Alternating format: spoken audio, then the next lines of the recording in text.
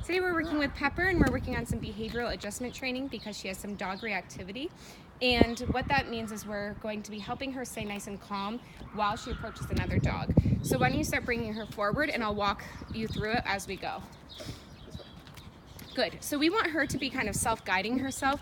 She knows, because we've done this a couple of times, that there's a dog in the yard right over here adjacent to where we are. I don't want to show any identifying information on the house, so I'm just going to keep it nice and low. But here's the dog.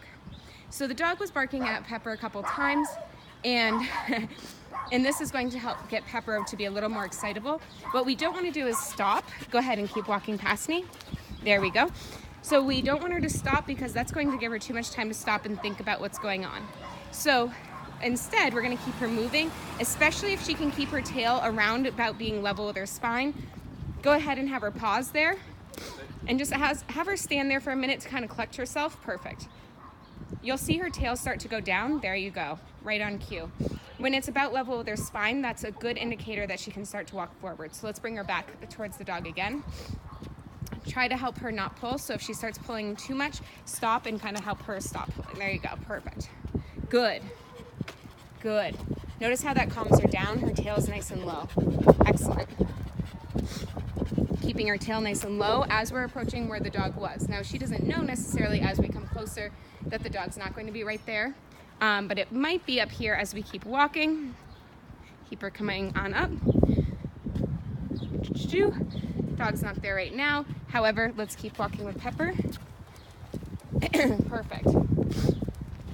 Awesome.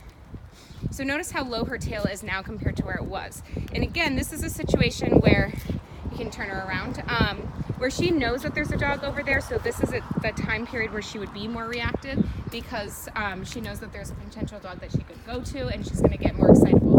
What you wanna be doing, Pepper, hi, good girl. What you want to be doing in the future is doing this type of exercise over and over, getting her calm enough to be able to walk by the dog without being reactive, and getting her to the point where she keeps her tail nice and low. And over time, as you get closer, you want to keep working on decreasing the distance. However, it is much better to have her take a longer period of time to approach a dog and get closer to a dog, but have it be successful where she's approaching the dog really low energy, than to go too close to the dog too soon, meaning that her tail's above her spine and she's really pulling. If she's not moving her body in a nice relaxed position and she's kind of beelining it, like if you throw a ball for her, she runs in a straight line. If she's walking like that, that's not the ideal time for her to approach another dog.